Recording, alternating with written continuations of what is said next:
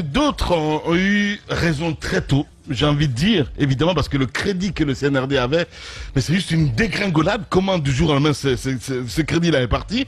Je me souviens qu'un homme, évidemment, qui disait Doumbouya, vous avez raté votre destin en moins de 100 jours.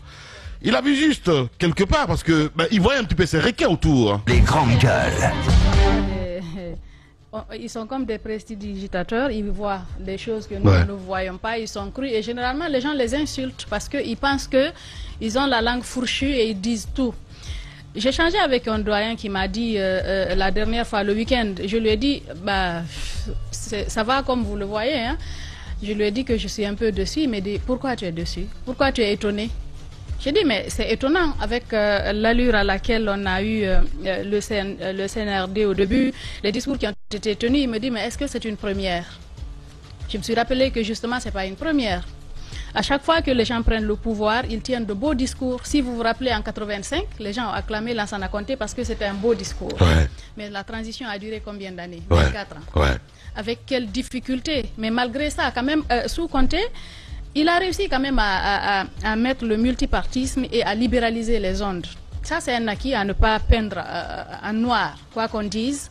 Mais Dadis, quand il a pris le pouvoir ici, le discours qu'il a tenu, je me rappelle, j'étais encore devant le petit écran. Et c'est des discours qui vous convainquent, c'est des gens qui réussissent au premier mot à vous acheter en quelque sorte. À vous happer. À vous happer si vous n'êtes pas prudent. Et c'est comme cela que le 5 septembre est arrivé.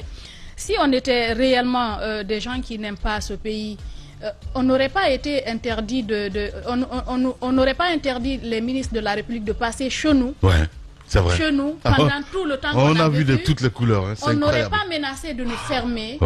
De nous fermer justement parce que en quelque sorte on a prédit tout ce qui devait arriver. On a dit aux gens de faire attention, attention, vous pouvez sortir par la grande porte, vous pouvez faire ci, vous pouvez faire ça. Vous connaissez ce dont on a été victime, vous savez comment on a vécu les 2 dernières années avant l'avènement du CNRD au pouvoir. Le CNRD est arrivé, les gens ont dit qu'on était partisans du CNRD, patati patata, justement parce qu'on a été les premiers sur le terrain à couvrir ce qui s'est passé, à relayer les premières informations, à interviewer le président du CNRD justement à l'époque, le colonel Mamadi Doumbouya. Et quand on arrive aujourd'hui, les gens devraient... Je ne comprends pas comment les gens réfléchissent, sinon vous ne pouvez pas museler toute la presse, vous ne pouvez pas fermer tous les médias. Les menaces, comme on le dit, ça se passe un peu partout à travers le monde. Les menaces terroristes un peu partout aux États-Unis, en France. Vous savez comment ça se passe. Quelquefois, vous avez même l'armée dans la rue en France. Mais on ne ferme pas les médias pour cela. Je ne vois pas en fait le lien. Je ne peux pas comprendre.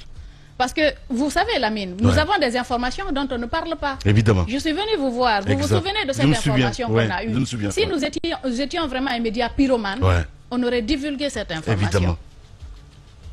Mais nous ne l'avons pas divulgué. Du tout. Nous avons informé qui de droit? Nous avons les informations. On n'a pas voulu mettre le feu... on n'a pas voulu jeter de l'huile sur le feu. Il faudrait qu'on comprenne cela. Nous avons des informations. Nous faisons quelquefois de l'autocensure parce qu'on est professionnel. Parce qu'on nous a appris qu'en journalisme, ce n'est pas toutes les informations qu'il faut divulguer.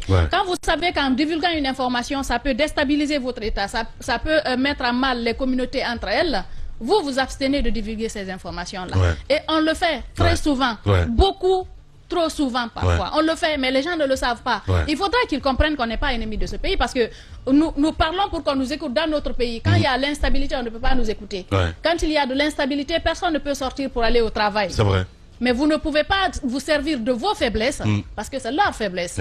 C'est à eux de prendre en charge la sécurité du pays. C'est à eux de prendre la bonne information à temps, même si ce n'est pas une bonne information. Quand vous êtes au sommet, quand vous êtes au sommet, au lieu de vous en prendre à un journaliste, quand on vous donne une information, prenez-la au sérieux, même si c'est un mendiant qui vous donne l'information.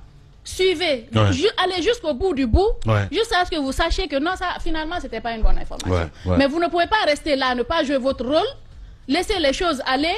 Quand il y a une faille, maintenant, vous vous en prenez aux autres. Il faudrait qu'ils sortent de ça. C'est eux qui doivent jouer ce rôle-là. Ils ne peuvent pas museler toute la presse. C'est pas possible. Ils ne peuvent pas, nous, les services de renseignement. Du tout. Nous avons des informations qu'on ne diffuse pas encore une fois parce que nous savons que ce pays, c'est le seul qu'on a, c'est ici. On a une responsabilité par rapport au devenir de la Guinée. Et donc nous jouons parfaitement notre rôle. Il faudrait que eux aussi jouent leur rôle, qu'ils jouent leur partition. Là, ils ne vendent pas bien l'image de la Guinée. Du tout. La sécurité, c'est une affaire de tous. Et chaque citoyen doit y participer à travers son comportement. Ce qu'on aurait dû faire, c'était de faire appel à la mémoire collective. Dire qu'il y a un problème dans le pays. Et la HAC, ce qu'ils ont fait, d'abord en amont, convoquer les médias, leur dire attention, on est dans une situation sécuritaire difficile. Donc, on met le pays en alerte. On dit on va faire appel à votre responsabilité sociale en tant que journaliste. Puisque votre mission aussi, c'est vous êtes comme des gardiens de but. Quand il y a un danger, vous évitez à ce que le danger rentre dans le pays. Et donc, on vous fait appel pour mettre en avant votre responsabilité sociale. Si on avait fait cela, et en amont on fait des courriers, je pense qu'on ne serait pas là aujourd'hui. C'est d'éviter qu'il y ait des tensions partout. Parce que quand on a des tensions partout, ce n'est pas bien non seulement pour le pays, mais ce n'est pas bien pour ceux aussi qui tiennent l'eau du pavé. Je crois qu'on aurait pu procéder ainsi, impliquer tout le monde, parce qu'il y a des pays, par exemple, comme la France, quand il y a des problèmes comme ça, on ne ferme pas les médias, on met le pays en alerte, on passe par les services décentralisés, et donc on essaie d'informer d'abord, de prévenir et de faire face à la situation pour la gérer. C'est comme ça normalement on procède. Je pense que celui qui a conseillé, soit le président ou le premier ministre, à prendre une telle mesure, je crois qu'ils vous ont induit en erreur.